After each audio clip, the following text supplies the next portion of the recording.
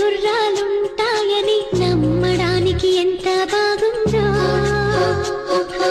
బాలమిత్ర కథలో చదివ పగడపు దీవులు ఉంటాయని నమ్మడానికి